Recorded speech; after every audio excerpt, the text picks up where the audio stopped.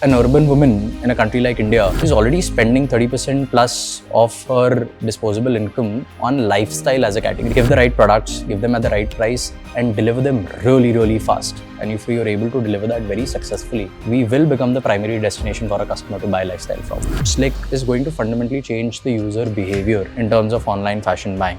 If we can deliver our ambition of delivering this delivery, return and refund timeline down from maybe 7 to 10 days to just as low as 60 minutes altogether. And that is why we fundamentally started Slikk. We'd mentioned an average order value of about, I would say 700 to 800 rupees. But if I look at the average order value from the start till date, it's been almost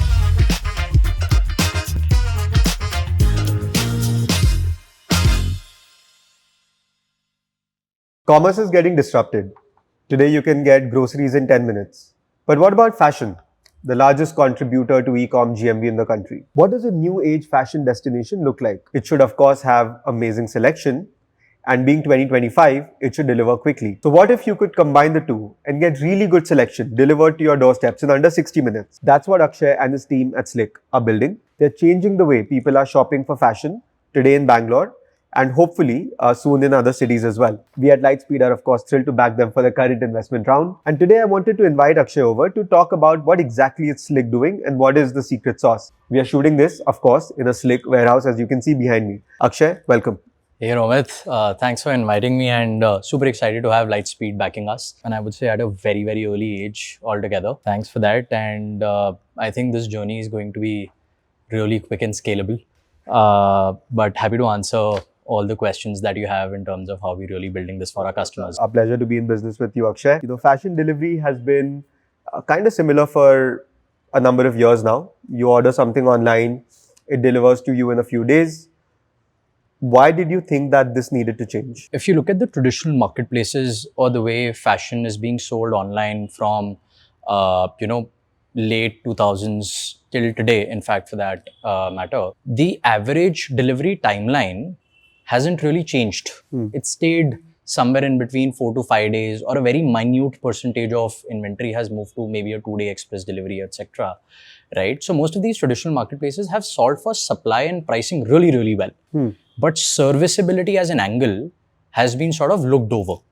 Whereas if you compare it to other categories like grocery, food, etc., serviceability alongside supply and pricing has already been solved for. Wherein if you look at the quick commerce play today, customers are already deeply accustomed to a 10-minute delivery, 20-minute delivery. Correct. Right? And that is sort of making them more and more impatient altogether. So last year, I think that is where me, Bipin and Om sort of thought that maybe it's the right time to sort of go and disrupt the way, the serviceability experience really happens for men and women in lifestyle and fashion as a category, and see if we can deliver our ambition of delivering this delivery, return and refund timeline down from maybe 7 to 10 days to just as low as 60 minutes altogether. And that is why we fundamentally started Slikk. Speaking of the category that you're operating in, most people think that fashion is about having a massive catalog. What's the real consumer insight here, Akshay, that makes you believe that instead of that massive catalog, it instead is a mix between curation and speed? I think with every decade, there's a little innovation needed in every aspect of, I would say specifically marketplace businesses in India, because they evolve really, really fast, right? And in fact, the customer expectations is evolving really, really fast. So what was considered amazing in terms of a wide Pareto of selection is probably considered clutter today by a very young age audience altogether. They don't have the time to scroll multiple times or hundreds of times just to find the right product. In fact, I'll take your example. While you're sitting over here, you're not that old yet. You're wearing a polo right now, right? If in front of the camera, I had to ask you, can you name 20 or 25 brands of polo from whom you'd really buy this product from? Or maybe 7-8 different styles and trends in polo. Would you be able to tell me that? Well, I'm not that fashion forward, but no, I don't think I would know more than 3 to 5. And that's exactly what other psyche which we sort of running after from a consumer standpoint today, right? Be it tops and dresses for women, be it polos for men, or be it something as simple as a slim fit or a muscle fit shirt for men. I think if you give the right product at the right price, or the perfect styles and trends at the right price to a customer today, especially a customer under the age of 30, I think you don't need to show them thousands of products to make a purchase, right? You can just show them a couple of 100 products, or just about 100 products. If I show you the right set of styles and trends and 100 correct SKUs at a very beautiful price in these polos, you would make a purchase. Yeah. So we as a company believe in the principle of curation, and that is what we're running after. How can we curate really, really well compared to other marketplaces and show you the right products and reduce your scroll time onto the platform and make you do a purchase? Very interesting. I want to go deeper there. You spoke about having that right curation, the right 100 styles that matter. How do you get to that? I think tech is a bigger answer for that, right? So in fashion, generally, most of the brands, be it a D2C brand or be it a legacy brand, everybody sort of follows a 20-80 rule, in which we basically say your top 20% of your styles or SKUs deliver 70-80% of your revenue. Now, when you look at this rule, you don't need to list, let's say if a brand X has about 3,000 unique styles. I don't think it's important as a marketplace for you to list all 3,000 styles onto your platform. You can just list those 400, 500 top sellers onto the platform which resonate to the styles your customers are buying. And we are just building tech which is really good at predicting that particular thing using our internal and external data sets, right? We try and understand really well in terms of what our customers are browsing, what are they searching for, what have they bought, what do they intend to buy in the next season. And because of that, we work very closely with brands in predicting what do they really want in this season and what might they really want in the next season. And we bring the right styles on board, which allows us to not just give the customers the best of the selection in really less number of scrolls, but also enable a very high sell-through rate for the brand, which makes the brands take a bet on us and customers to keep coming back to us every 3-4 days. Akshay, I want you to sort of go back and reflect a little bit on your own founding journey. What was the moment that made you go, okay, I need to build this. I want to build this? I mean, for me, technically, even though I'm a mechanical engineer, I ended up joining a retail tech company. I mean, in fact, the first 4.5 years of my career was in retail tech. So got a chance to work with the largest of the fashion brands, grocery brands, F&B brands, and built a lot of their retail engines, omni engines, e-commerce websites, etc., both India and outside. And while we used to also work on their e-commerce engines, we used to hear, very regular customer feedback that the experience of purchasing online through a brand's website or through marketplaces is pretty redundant. Primarily because, of the dropship model in which you place an order in, let's say, Bangalore, the product is going to come to you from Gurgaon. And sometimes it takes anywhere in between 5 to 7 days, which is a fairly high amount of time, and then an equal amount of time to collect the product back because it's all third-party driven. Yeah. Right? That particular experience was one thing which sort of put it in my head that fashion online buying experience needs to be sort of better. And the second is, I think in about 2021, the first company I was working for got acquired by Amazon India. At Amazon, I personally saw how a user behavior sort of changes, and I would say exponentially becomes better when you put the same style or same SKU from, let's say, a 5-day delivery from a dropship model to a 2-day express delivery, and from a 2-day express delivery to maybe the same day delivery. The conversion would have really increased, I'm sure. Absolutely, at an exponential level. And the customer satisfaction increases, which is the prima facie point, right? And that sort of gave me the kick that now that I have a couple of proof points, both from a customer standpoint and from a marketplace standpoint, and I understand this market a little bit, why not go out and experiment and see if customers really do want this quick delivery experience in lifestyle and fashion as a category. Yeah. And we did this experiment in a couple of pin codes in Bangalore, I would say early last year. And the answer was a sheer yes, wherein we decided, Bipin Om and I decided that we'd start Slikk. Very interesting journey. And speaking of those experiments, like all startups are built on taking certain hard decisions. True. As you did those experiments, you would have also had to take a few hard decisions. I think the hardest decision at least from my family standpoint, was quitting Amazon altogether. But apart from that, I think for me and my co-founders, I think the hardest decision, I would say, was while the entire market was talking about omni-channel being the next solution to faster deliveries. I think while we experimented this the first in India, we took a very hard call saying that we want to control the entire experience and we want to give a full stack experience to a customer. And that's only, according to me at least, that's only possible when you control inventory inside a dark store, even if it's long tail as a category. Yeah. Right. And that is something which was completely unheard of when we announced that we going to be the company that that is going to deliver clothes, accessories, and a lot more lifestyle categories and fashion categories in just about 60 minutes. So I would say that's our strongest point, and that's also the biggest challenge we've sort of taken on ourselves to build a long tail category with in a dark store format altogether. Yeah. Well, speaking of dark store, we are shooting this in one. So, Yeah. We are here and, this is where the magic happens. And since we are here, I think, tell me a little bit about the behind the scenes story, right? What was that grind like to build Slikk? It's still very early days, but, as you just started off. I think while I'm super excited about the entire announcement of Lightspeed backing us and enjoying the shine, I think the grind is absolutely insane. In fact, way more than what I really thought while entering this business, because I, of course, understood the tech part of it. But when we actually started, it was not as easy as we thought. In fact, I remember it was a 6-member team. It was just 3 founders, I think 2 people in tech and 1 person in fashion curation. And we announced that we are launching in September. And brands, at least we were successful enough in convincing 25-30 brands to send us their inventory.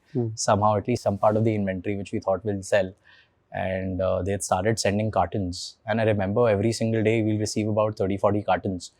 And 6 of us carrying those cartons on our shoulder till our dark store. And our office itself was a dark store, by the way.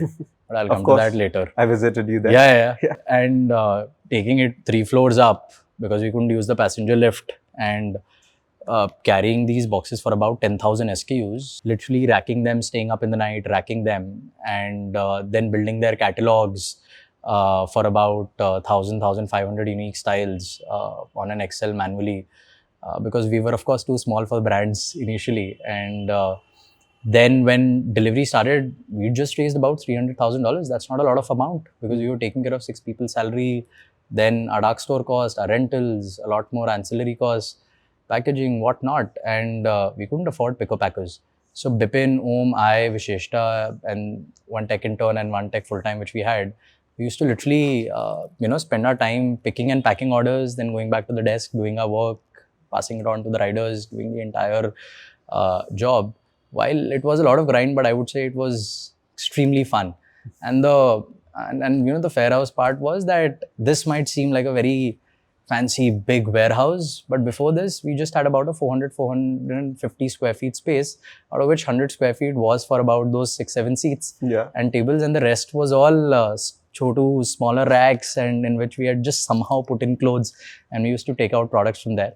So from a 400 square feet store come office to about, I would say, 15,000 square feet has been quite a journey in the last 6 months. I'm sure, and I of course remember visiting that your office come dark store very well.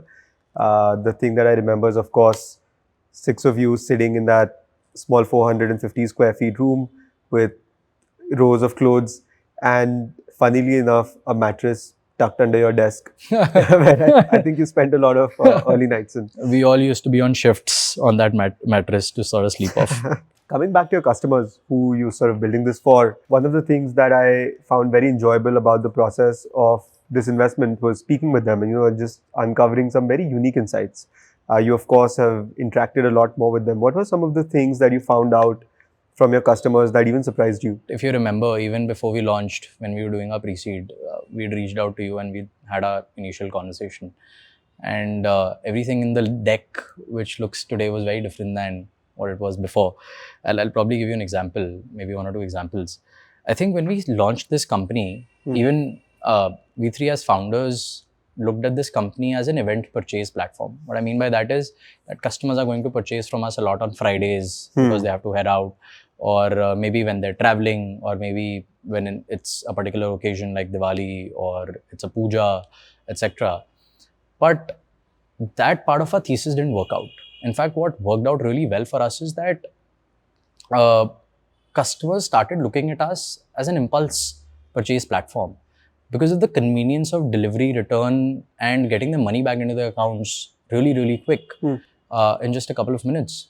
We realized that customers have now started purchasing way more than they used to, or maybe they've started moving a lot of their purchases just to us, just to try on products. That fundamentally convinced us, at of course a larger scale now, that has convinced us that this ease of transaction and this convenience of delivery is allowing customers to have a much more exponential impulse buy behavior rather than just an event-led behavior altogether. I would say the primary backing to this is the kind of repeat purchase which we're seeing on the platform, which I would say is today exponentially higher than traditional marketplaces, or I would say at least 6-7x higher for our top for our top 15-20% customers.